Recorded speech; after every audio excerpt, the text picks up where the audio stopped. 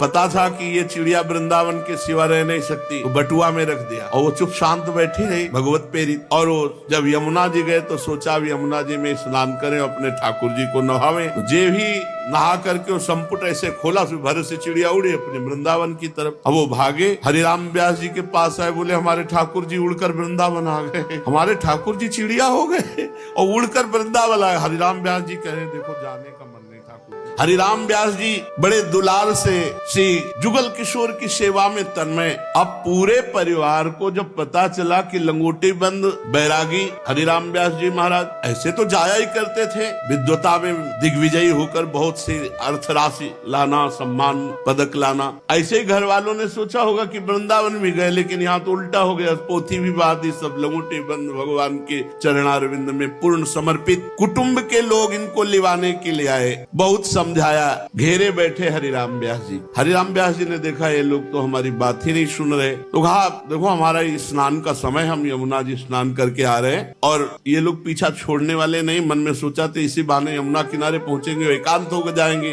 पर वो पीछे पीछे यमुना जी के तट पर गए, बोले नहा लीजिए। हरिराम व्यास जी ने सोचा ये भी चाल हमारी नहीं चली। हरिराम व्यास जी ने कहा आप चाहे हमारे प्राण चले जाएं, पर हम वृंदावन से अब नहीं जा सकते। अपने पुत्रों से, अपनी पत्नी से और जो भी प्रेमी जन आए हुए थे, ये समझाते समझाते दोपहर हो गई। तब ध्यान आया कि श्री जी की तो राजभोग आरती हो गई। धिक्कार है, ये कैसे लोग हैं, हमारी दिनचर्या छूट गई। श्री जी की राजभोग की आरती करके राजभोग का प्रसाद मिलता था। भागे भागे वहां से आए और पश्चाताप करते इन संसारियों के पीछे मैं श्री जी की आरती से वंचित रह गया, प्रसाद से वंचित रह गया। इतने में देखा कि वृंदावन रजोप से भी मेहतरानी बहुत पूज्य है, आप इनको ऐसे मत समझना। जिस दिन यहाँ वृंदावन के रजोप सेवे की सेवा हुई ना, उस दिन ठाकुर जी हम कैसे बताएं कैसे प्रसन्न थे। इनकी चरण रज, इनका चरणामृत आज भी हमारे सिराने रखा है। इनको इस दृष्टि से न देखना कि ये महारानी की निज महल की टहल करने वाली ये मेहतरानी है। पूरा परिवार पीछे था। उन्होंने कहा मैया सुन, राजभोग का प्रसाद ले आई। बोले हाँ राधा वल्लभ जी का मिला है टोकरी में, खोल टोकरी। सब परिवार के उत्तम उत्तम कुल से ऊंचे और हिस्सा उनको पकौड़ी उठाई और मुख में डाला, जय राधा वल्लभ लाल। अब संतोष हुआ कि कम से कम प्रसाद तो मिला। ओ अरे महाराज ये क्या कर रहे हो, आप हमारी टोकरी से पा रहे हो। बोले मैया आज तूने कृतार्थ कर। परिवार वालों ने देखा मेहतरानी की टोकरी से और इतने उत्तम कुल के, उनको लगा कि ब्राह्मणत्व तो रही नहीं गया, अब ले जाने लायक ही नहीं। एक पकौड़ी सब जग छूट। हरिराम व्यास जी का बड़े समझाने समझ में नहीं आ रहे थे। अब दोबारा किसी ने नहीं कहा कि महाराज ओरछा चलो। हरिराम व्यास जी ने एक प्रसाद की पकौड़ी का चमत्कार कि जो घंटों से हम शास्त्र की बातें समझा रहे थे परिवार वालों की समझ में, उस समय पांडित्य का बहुत बड़ा प्रभाव था। हरिराम व्यास जी ने कहा संसार छूटा। भगवान का प्रसाद कितना महत्वशाली है कि संसार छूट। ये बात समझना बहुत कठिन है। देह का भाव, जाति का भाव, कुल का भाव, सम्मान का भाव, प्रतिष्ठा का भाव, ये छोड़ना बहुत कठिन होता है। परिवार के लोग सोचे कि ये तो भ्रष्ट हो गए, मेहतरानी के एक पकौड़ी सब जग प्रपंच छूट गया। कुटुंब के लोग उल्टे पांव लौट गए। जब ओरछा नरेश महाराज मधुकर शाह जी ने सुना तो उनकी और श्रद्धा हुई, क्योंकि महाभागवत थे।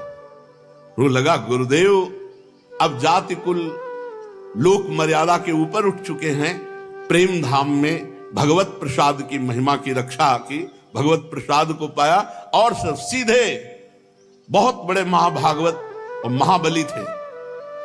मधुकर शाह जी वृंदावन आए, हरिराम व्यास जी से बहुत प्रार्थना की। हरिराम व्यास जी ने कहा वृंदावन हमारा जीवन प्राण है, हम इसे छोड़ नहीं सकते। अब उनको कोई उपाय नहीं सूझा, तो पता चला कि अगर हरिवंश महाप्रभु कह दे, गुरुदेव कह दे, तो ये आज्ञा नहीं टाल सकते। अतः वह हरिवंश महाप्रभु के पास गए और साष्टांग दंडवत की और कहा महाराज मेरे हृदय में एक प्रश्न है, आप समाधान कर दीजिए। मैं जानना चाहता हूं कि अपना कल्याण करना श्रेष्ठ है या अपने द्वारा हजारों का कल्याण करना श्रेष्ठ है। तो हरिवंश महाप्रभु ने कहा प्रथम पक्ष की अपेक्षा द्वितीय पक्ष श्रेष्ठ है। तब उन्होंने कहा कि महाराज मेरा नाम मधुकर शाह है और हमारे गुरुदेव है हरिराम व्यास जी। अगर ये वृंदावन रहेंगे तो इनका परम कल्याण होगा, लेकिन अगर वो ओरछा पहुंच गए तो लाखों का कल्याण कर देंगे। तो प्रथम पक्ष से द्वितीय पक्ष श्रेष्ठ, इसलिए महाराज आप आदेश कर दीजिए हरिराम व्यास जी को कि वृंदावन से ओरछा चले जाएं। हरिवंश महाप्रभु ने कहा ठीक है। श्री व्यास जी उस समय एकांत सेवन मधुकर शाह जी की बात सुन करके वैष्णव गया और बताया कि गुरुदेव हरिवंश महाप्रभु ने आदेश कर दिया है कि आप वृंदावन से ओरछा चले जाएं और वहां लाखों का कल्याण करें। महाप्रभु हरिवंश चंद्र जी ने कह दिया, राजा को आज्ञा दे दी। हरिराम व्यास जी विचार में पड़ गए कि गुरुदेव की आज्ञा का उल्लंघन नहीं हो सकता। प्राण निकल जाए पर गुरुदेव की आज्ञा को उल्लंघन नहीं हो सकता, और वृंदावन छोड़ के मैं जी नहीं सकता। तो मुख पे कालिक पोती और दौड़ दौड़ करके एक एक वृंदावन के वृक्ष को ऐसे हृदय से लगा के विलाप करते, हा वृंदावन मैं तुम्हारे बिना जी नहीं सकता। अंदर की आसक्ति प्रबल वृंदावन से लिपट कर रो रो कर कहते कि हे वृंदावन के वृक्ष, आप हमारे माता हो, आप पिता हो, आप हमारे भाई हो, आप हमारे बंधु, आप हमारे कुटुंब हो, आप हमारे परिवार हो, आप हमारे इष्ट हो। वृंदावन के रूख हमारे माता पिता सुत बंध, मैं आप लोगों से बिछुड़ कर जी नहीं सकता। हे वृंदावन की लताओं, हे वृंदावन के खग मृग पशु पंछियों, बिलाप। और किसी ने जब ये हरिराम व्यास जी की विकलता देखी तो हरिवंश महाप्रभु से बताया कि प्रभु वो तो प्राण छूट जाएंगे आपकी आज्ञा का पालन करने के लिए। वो अगर कदम बढ़ाएंगे तो वृंदावन से बाहर उनका शरीर, केवल प्राण तो यही निकल जाएंगे। हरिवंश महाप्रभु बहुत प्रसन्न। मैं देखना चाहता था कि वृंदावन के प्रति कितना प्रेम है। मधुकर शाह जी हरिराम व्यास जी को बताने गए कि हरिवंश महाप्रभु ने आदेश कर, लेकिन जे ही देखा ये विरह, मुंह में कालिक पोते और वृंदावन साष्टांग दंडवत की ओर कहा, प्रभु गुरुदेव आप प्रसन्न रहिए, मैं कभी भूल ऐसी नहीं करूंगा, कभी नहीं कहूंगा कि आप वृंदावन। और तुरंत वापस हो गए। इस हरिवंश महाप्रभु के समीप जब आए, महाप्रभु ने कहा कालिक क्यों पोत ली? वृंदावन की प्रति इतनी प्रीता है पर कालिक क्यों पोती? तो उनका प्रभु संसार का त्याग करके जब कोई धाम आता है तो उसका मुख उज्जवल होता है, और धाम का त्याग कर जब संसार में जाएंगे तो कालिक पोतनी ही पड़ेगी। प्रभु ये मुख दिखाने लायक नहीं अगर धाम छोड़कर हम संसार में जाए। हरिराम व्यास जी हरिवंश महाप्रभु के प्राणों से भी अधिक थे। निष्ठा देखो, यहां दिखाया कि गुरु भी आदेश कर दे तो विकल होकर के उनके आदेश का परिवर्तन करवाना चाहिए। हरिवंश महाप्रभु बहुत प्रसन्न हुए। वृंदावन की विरहाग्नि उनके हृदय में जो जगी, जो एक मुख में कालिक पोत कर चेष्टा। श्री ओरछा नरेश जब गए तब जाकर के महिमा गाई हरिराम व्यास जी। तब उनके परिवार को लगा अच्छा इस कोटि के महापुरुष। तो पूरा परिवार वृंदावन आया। हरिराम व्यास जी से प्रार्थना की कि अब हम एक साथ रहकर जुगल किशोर की सेवा करेंगे। हरिराम व्यास जी ने मना कर दिया। फिर वो सब हरिवंश महाप्रभु के पास गए, प्रार्थना की कि हम सब कुछ छोड़कर पूरा परिवार वैराग्यवान होकर इन्हीं के साथ रहकर ठाकुर सेवा करेंगे, संत सेवा करेंगे। महाप्रभु ने आज्ञा कर दी। संत और भगवंत सेवा की भावना और गुरुदेव की आज्ञा, तो तत्काल अपने परिवार को हरिराम व्यास जी ने स्वीकार कर लिया। संत सुख देन बैठे संग ही प्रसाद लेन, परोसतिया सब भांतिन प्रवीण है। दूध बरताई ले मलाई छिटकाई निज, खीजी उठे जानि पति पोषति नवीन है।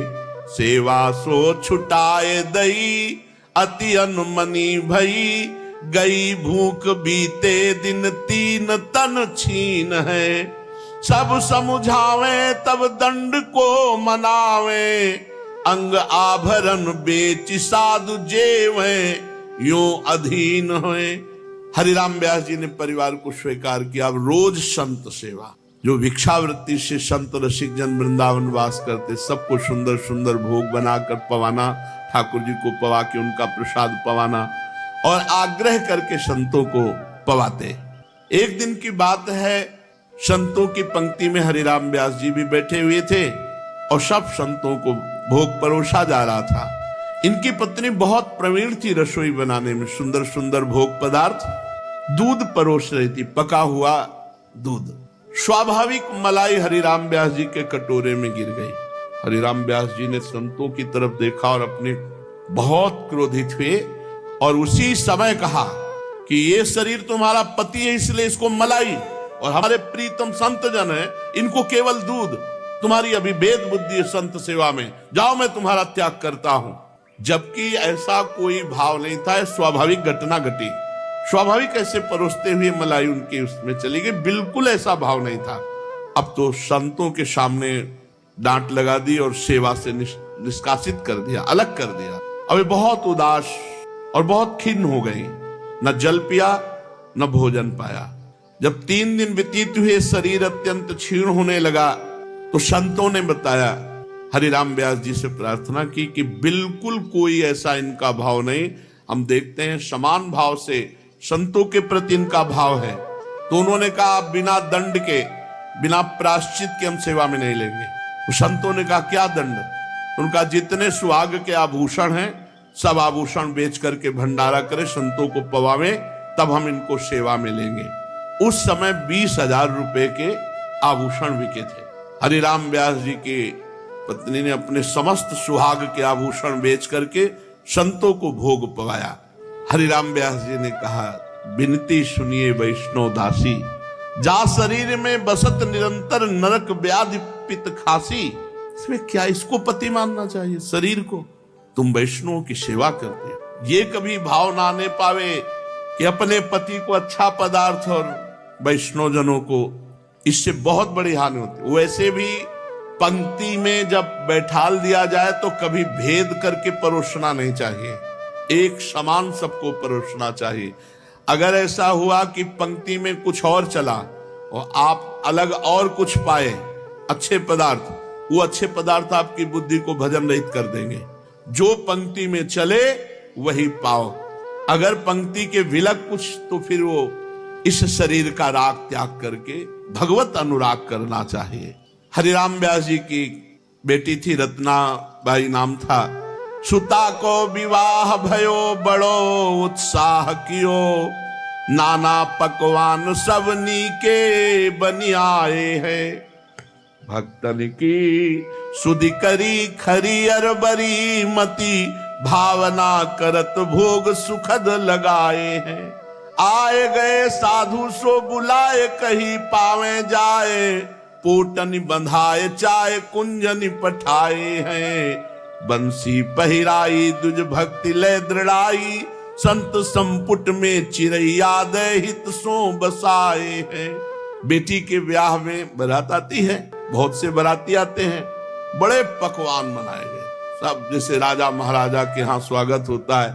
जिनके सेवक है मधुकर शाह, उनकी बेटी का ब्याह, तो हरिराम व्यास जी ने सोचा है सब संसारी आदमी खाएंगे, इतने सुंदर सुंदर पदार्थ हैं, वृंदावन के संत पावे जो नाम जप करते हैं। तो हमारे यहाँ संतों में कुतवाल संत होते हैं, आप केवल उनको पकड़ लीजिए, उनको सूचना दे दीजिए, पूरे वृंदावन में सूचना फैला देंगे। वो पूरी तुरंत अमनिया बट रहा है, तुरंत हरिराम व्यास जी क्या, अरे तो सौभाग्य है, हरिराम व्यास जी अपने हाथ से अमनिया दे रहे हैं। वैष्णव जनों की भीड़ लग गई, खूब बांध बांध के बड़े बड़े पोटरे, और सब ले जा।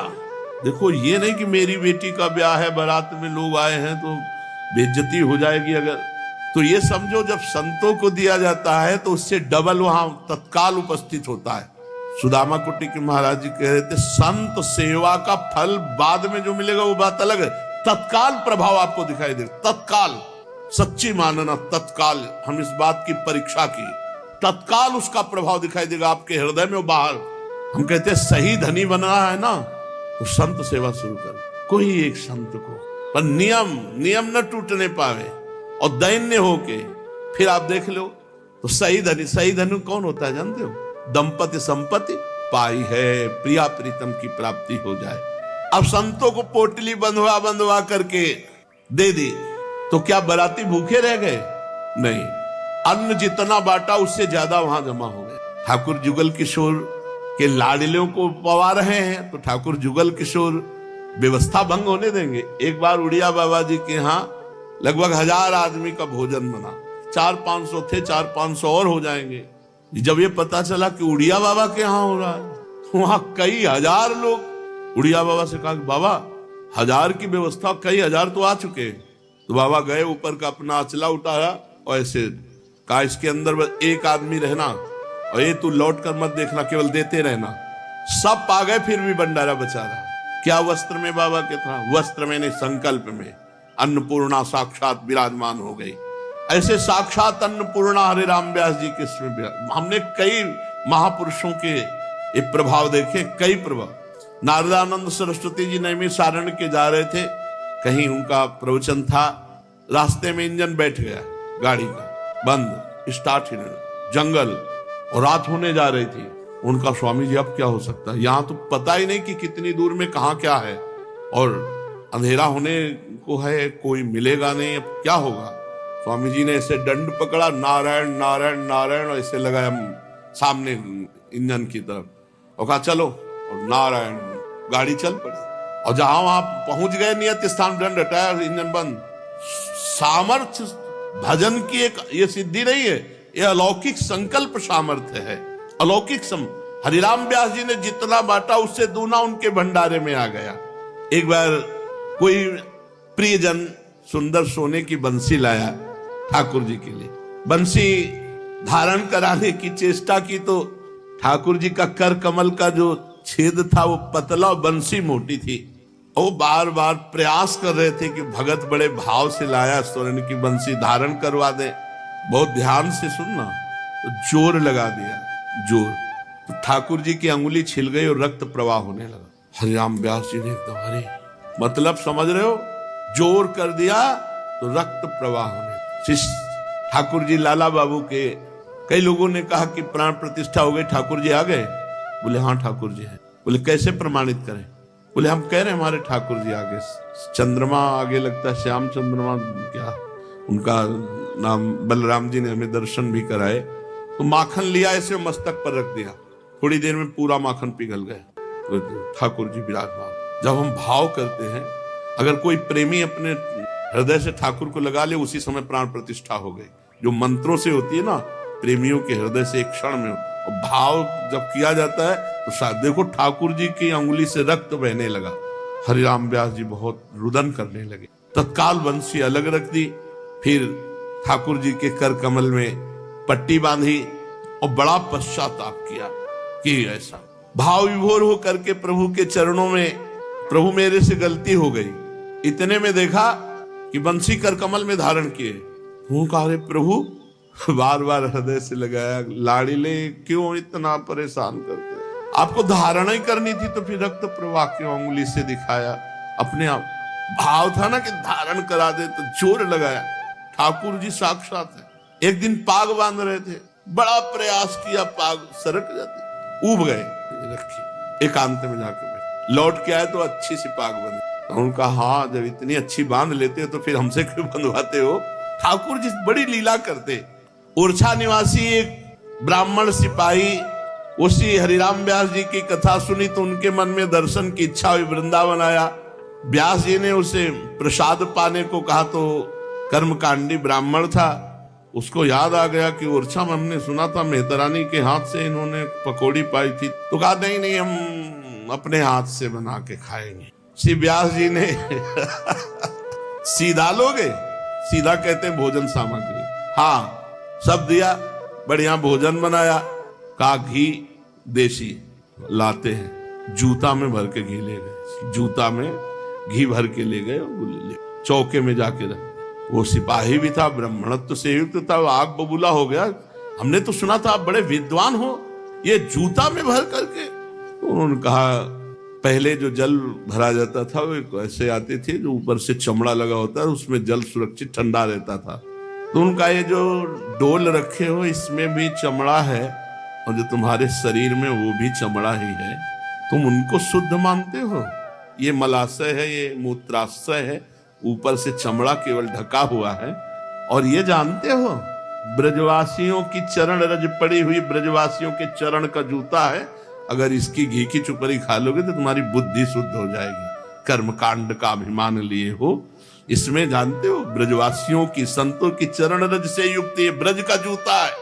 एक बार एक महापुरुष अपने परिकर के साथ बैठे थे, तो एक ब्रजवासिनी बच्चा साथ लिए थी और इधर छाछ लिए थी, तो ऊपर पादुका, उसके ऊपर रोटी, तो सब हंसने लगे। तो ऐसे देखा हंसे, उन्होंने कहा कि जूता चप्पल के ऊपर रोटी कैसे ब्रजवासी जन? तुझे साधारण चप्पल जूता नजर आते हैं? कई वर्ष से ब्रजरज में घस रहे हैं, ब्रजरज लगी हुई है, तुम्हें ऐसे समझ में? ये महत्ता कौन समझेगा?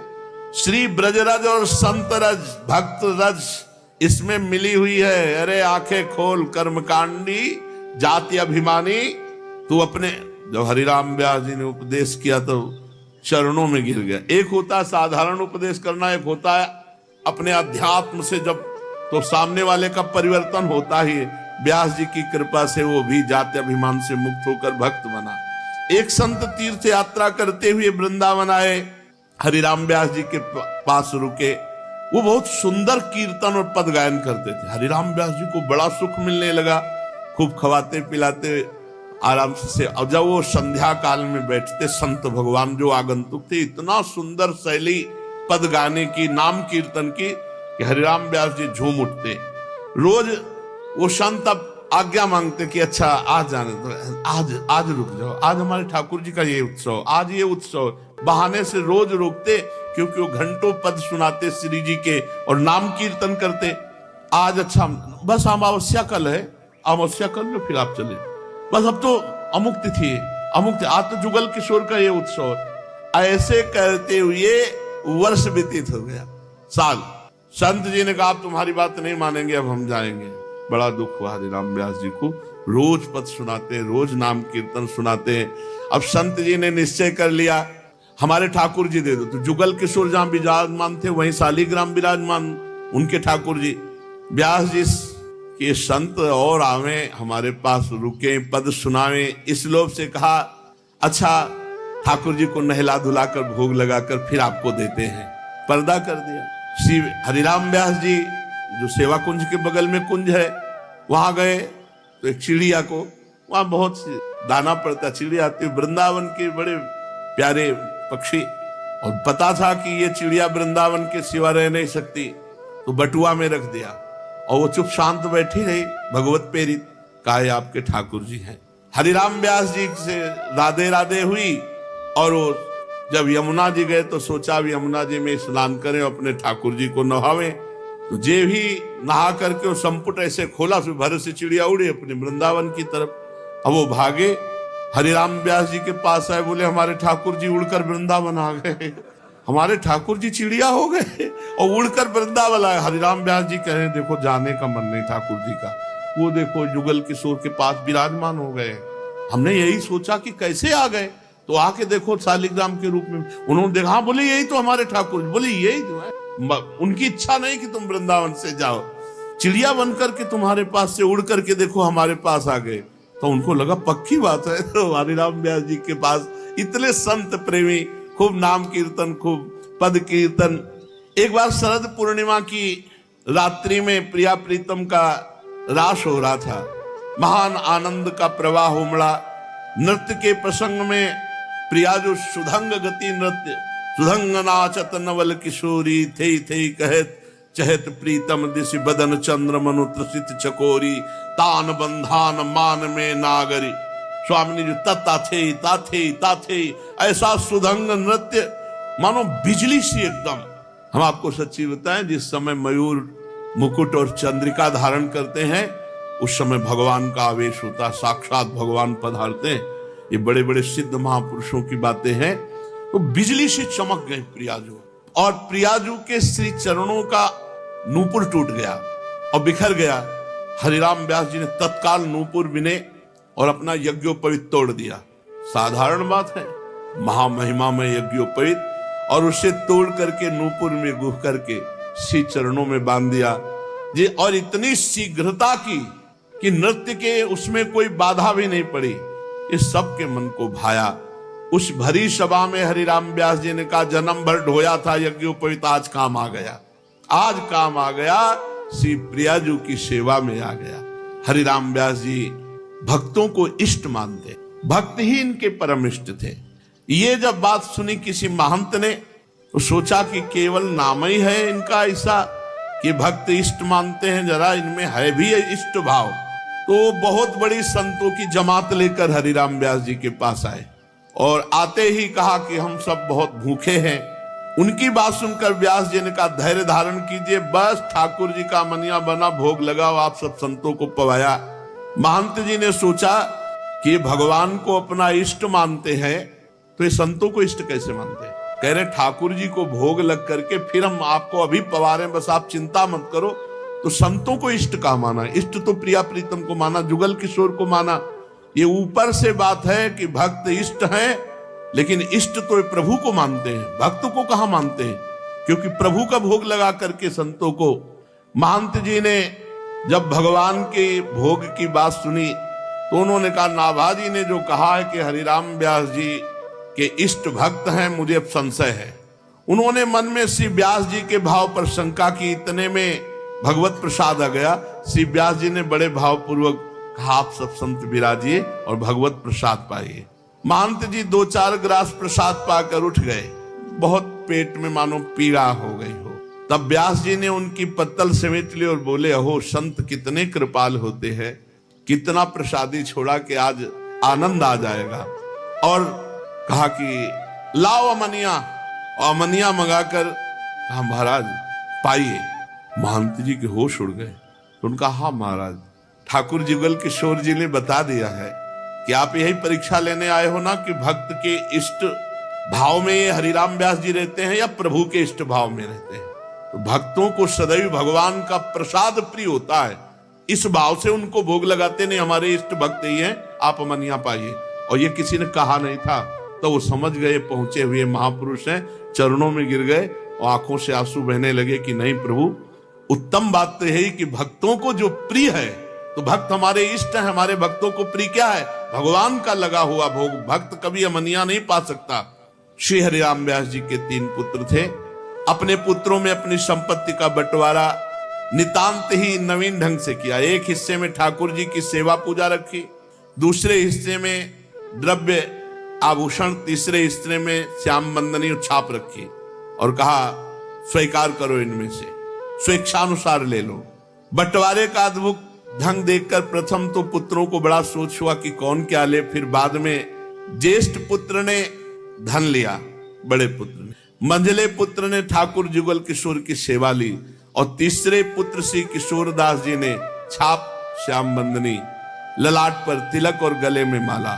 श्री हरिराम व्यास जी ने किशोर दास जी को कहा कि स्वामी जी के चरणों का आश्रय लो। श्री स्वामी हरिदास जी ने किशोर दास जी को छाप दिया, अपना शिष्य बनाया। एक दिन स्वामी जी के आदेश से किशोर दास जी कुछ रात रहते यमुना जल लेने गए तो वहां उन्होंने यमुना पुलिन पर श्री प्रिया प्रीतम का दिव्य रास देखा। ये दिव्य धाम है, यहाँ कभी भी घटना घट सकती है, यदि सही ढंग से चलोगे तो कोई न कोई लीला स्फुरित होने लगे, बहुत महिमामय धाम है। भाव की उमंग में श्री किशोर दास जी ने उसी समय स्वरचित एक पद गाया, जिसे ललितादि सखियों ने तत्काल सीख लिया। और फिर जब भावना में स्वामी श्री हरिदास जी रास क्रीड़ा का ध्यान कर रहे थे तो रास में वही पद श्री ललिता सखी ने गाकर सुनाया, जो स्वामी जी का मन हरण हो गया। रासदास, बिलासदास और किशोर दास, ये 3 पुत्र हरिराम व्यास जी के थे। हरिराम व्यास जी का आज जो पावन, बहुत और भी चरित्र है, पावन चरित्र जो श्रवण कथन हुआ, इसमें से सार बात है भक्तों के चरणों का आश्रय, धाम की अनन्य निष्ठा और इष्ट में अतिशय प्रीति होना। भक्तों के चरणों में पूर्ण नमन, धाम की निष्ठा और इष्ट चरणों में प्रीति होना, इसी से जीवन में सब परम लाभ जो हैं, जितनी अध्यात्म की ऊंचाइयां हैं, वो सब आ जाएंगी। बस 3 बात पकड़ लो, भक्तों के चरणों में नमन। कैसे किसी भी संप्रदाय के कोई भी संत महात्मा गृहस्थ वैष्णव तिलक कंठी तुरंत नमस्कार, ऐसे ग्रीवा हो जाए और इष्ट में प्रीति और धाम की निष्ठा इसी से सब प्राप्त हो जाता है। शेष चर्चा आगे। श्री राधा वल्लभ लाल की।